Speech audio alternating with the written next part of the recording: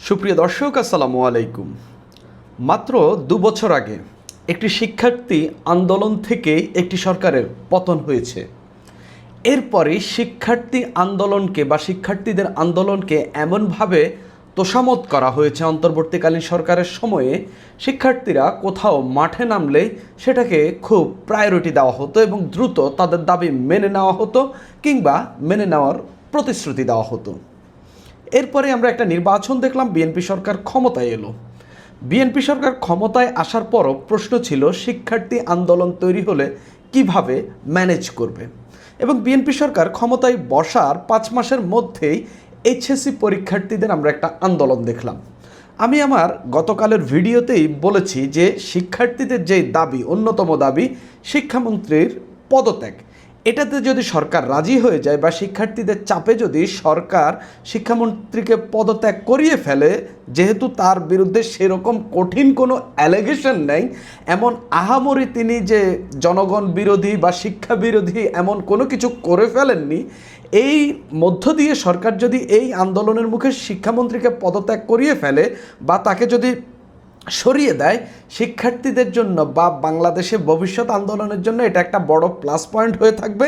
এবং সরকার গত ৫ মাসে যে মোমেন্টামটা তৈরি করেছে বা সরকার যে কাজগুলো করছে, সব কিছু মিলিয়ে সরকার সেই মোমেন্টামটা হারিয়ে ফেলবে এবং সরকারের জয় পরাজয় বা আগামী ৪.৫ বছর কেমন যাবে এটা পুরোটাই নির্ভর করবে সরকারের এই আন্দোলনটা কিভাবে ম্যানেজ করবে সেটার উপর।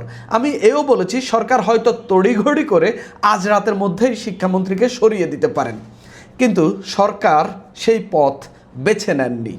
সরকার দেখেছে শিক্ষামন্ত্রীর সেই অর্থে তেমন কোনো দোষ নেই, তার যে পদত্যাগের দাবি করা হচ্ছে সেটা লেজিটিমেট কোনো কারণও ছিল না।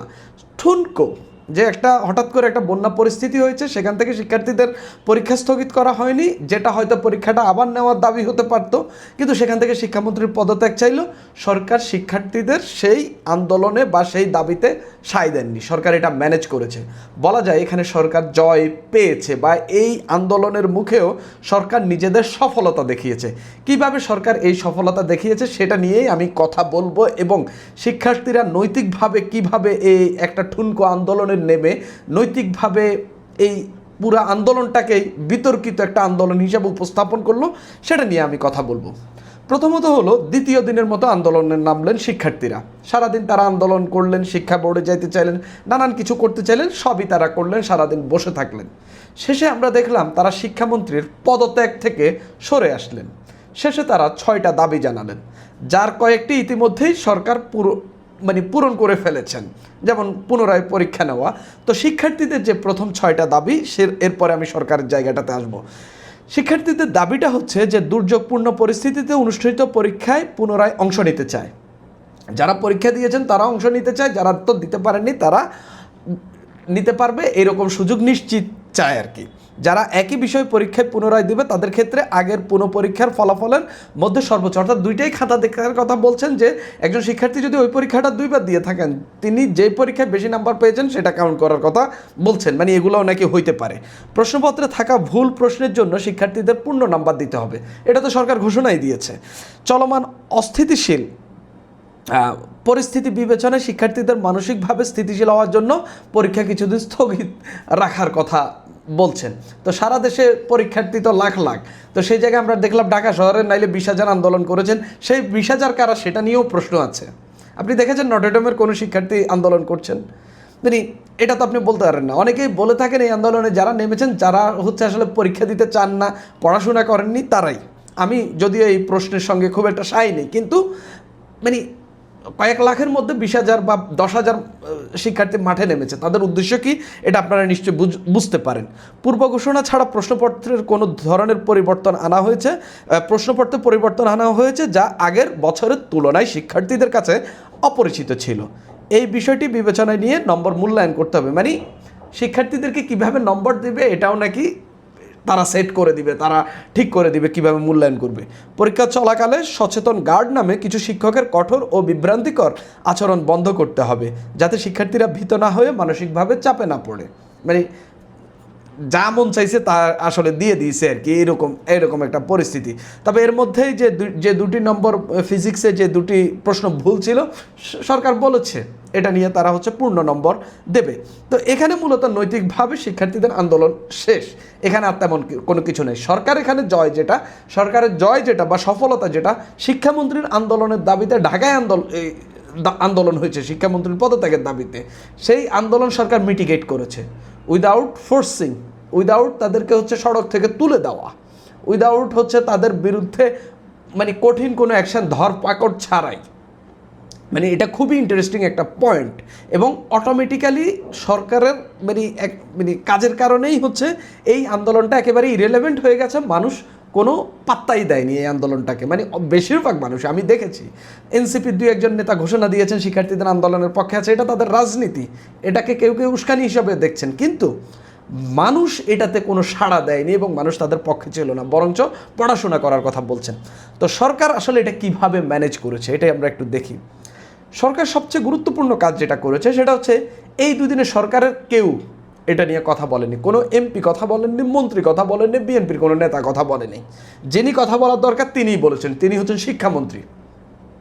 তিনি সংসদে বলেছেন, তিনি তার ওই যে ফার্মের মুরগির যে বক্তব্য সেটার জন্য তিনি দুঃখ প্রকাশ করেছেন, এবং এটা বাংলাদেশে খুব সচরাচর ঘটে না, তিনি দুঃখ প্রকাশ করেছেন।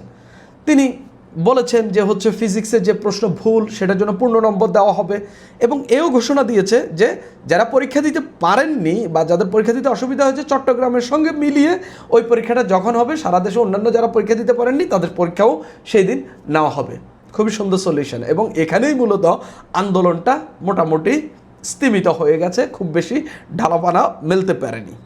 আরেকটি গুরুত্বপূর্ণ ঘটনা ঘটেছে, সেটা হলো ছাত্রদল এই আন্দোলনে শিক্ষার্থীদের পক্ষেই থেকেছে। শিক্ষার্থীদের যে পরীক্ষা স্থগিতের দাবি সেটা বিবেচনা করার জন্য সরকারের কাছেও ছাত্রদল বলেছে যে এটা বিবেচনা করা যায় কিনা। ছাত্রদল মাঠেও নেমেছে, থেকেছে শিক্ষার্থীদের পক্ষে, শিক্ষার্থীদেরকে বোঝানোর চেষ্টা করেছে। এবং ছাত্রদলের একজন নেতা গতকালই যে ছবিটা ছড়িয়ে পড়েছিল, যেটা বলা হচ্ছিল যে শিক্ষার্থীদেরকে মারধরের ঘটনা, কিন্তু ছাত্রদল নেতা সেটা, তিনি নাকি তেড়ে আসছিলেন, তখন আরেকজন নেতা তাকে গলা ধরে সরিয়ে দিলেন। অর্থাৎ ছাত্রদলের কাজটা খুবই গুরুত্বপূর্ণ ছিল। এবং আমরা বিগত সরকারগুলোর সময় যেটা দেখেছি যে হচ্ছে আওয়ামী লীগ কোনো আন্দোলন দেখলে ছাত্রলীগ মাঠে নামতো, পেটাতো, হেলমেট পরে, তারপরে হচ্ছে স্ট্যাম্প হাতে মাঠে নেমে কীভাবে শিক্ষার্থীদেরকে পিটিয়েছে সেগুলো আমরা দেখেছি। সেটার কোনোটাতেই আমরা দেখিনি যে ছাত্রদল গিয়েছে, এবং ছাত্রদল এমনভাবে উপস্থাপন হয়েছে শিক্ষার্থীদের লোক হিসাবে তারা উপস্থাপন হয়েছে। এটা কমপ্লিটলি মাস্টার স্ট্রোক একটা প্ল্যান, এবং পাশাপাশি ছাত্রদলকে শিক্ষার্থীদের মাঝে জনপ্রিয় করারও একটা অনন্য ভূমিকা পালন করবে এটা। বিএনপি আরেকটা জিনিস দেখেছে যে এখানে অল্প কিছু সংখ্যক শিক্ষার্থী মাঠে নেমেছে, বাকি শিক্ষার্থীরা পরীক্ষামুখী। এখানে মূলত আন্দোলনে যে মানুষের আগ্রহ নেই এটাও বোঝা গেছে।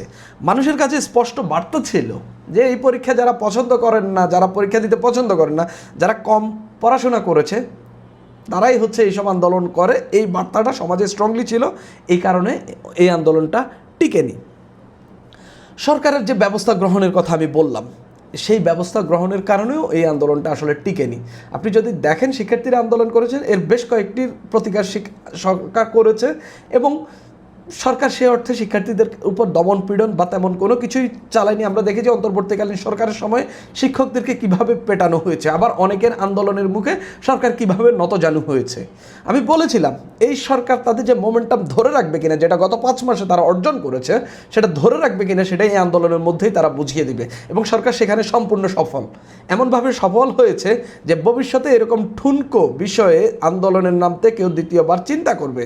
এবং একটা সরকার, জনগণের নির্বাচিত সরকার বা জনগণের ভোটের মধ্য দিয়ে নির্বাচিত সরকার যখন ক্ষমতায় বসে এবং তারা যখন সুষ্ঠুভাবে, তুলনামূলক সুষ্ঠুভাবে দেশ পরিচালনা করে, তখন এরকম ঠুনকো আন্দোলনে মানুষ কখনোই সায় দেয় না। এমনকি জামাত পর্যন্ত সরাসরি এই আন্দোলনের সঙ্গে সংগতি প্রকাশ করতে পারেনি, এনসিপি দলীয়ভাবে সংগতি প্রকাশ করতে পারেনি। তাদের কোনো নেতা বক্তব্য দিয়েছেন, পিনাকি ভট্টাচার্য গোটা 2 দিন আন্দোলন চললেও মাত্র 2টা স্ট্যাটাস দিতে পেরেছে। কেন?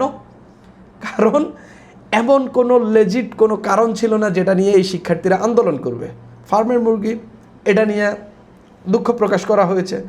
বন্যা হঠাৎ করে এসেছে, আপনি হঠাৎ করে আগের দিন বিকালে পরীক্ষা স্থগিত করা যায় না। তারপরে শিক্ষামন্ত্রী বলেছেন তিনি সব স্টেক হোল্ডারদের সঙ্গে কথা বলেছেন।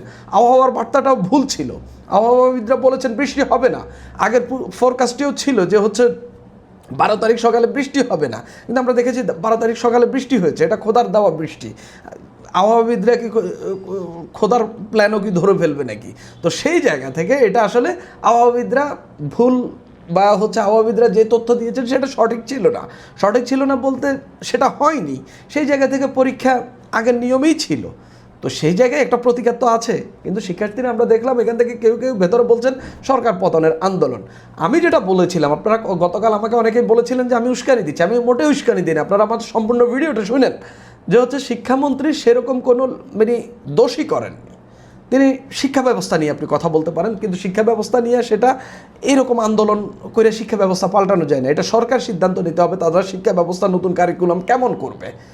সেই জায়গা থেকে যদি মানুষের পছন্দ না হয়, আগামী 5 বছর পরে মানুষ ভোট দেবে যে তোমার শিক্ষা ব্যবস্থা আমার পছন্দ হয় না, আমি তোমার আর সরকারে রাখবো না।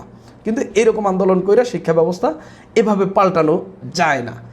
অর্থাৎ এই আন্দোলন যেটা হয়েছে এটা এমন একটা আন্দোলন হয়ে গেল যে হচ্ছে যারা পরীক্ষা দিতে চায় না, যারা হচ্ছে পড়াশোনা পছন্দ করে না, তারা এই আন্দোলন করেছে এবং সরকার এই বার্তাটা কোনো কথা না বলে এবং কিছু ব্যবস্থা নিয়ে মানুষের মধ্যে পরিষ্কার করে দিয়েছে। এবং সরকার এখানে পুরোপুরিভাবে একটা সফলতা অর্জন করেছে, যার মধ্য দিয়ে তাদের যে মোমেন্টাম গত 5 মাসে তারা অর্জন করেছে সেই মোমেন্টাম তারা ধরে রেখেছে।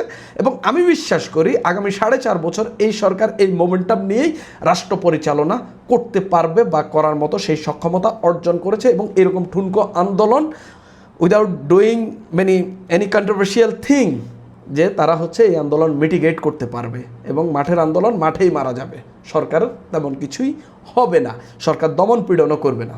সুপ্রিয় দর্শক, এখন এই পর্যন্তই।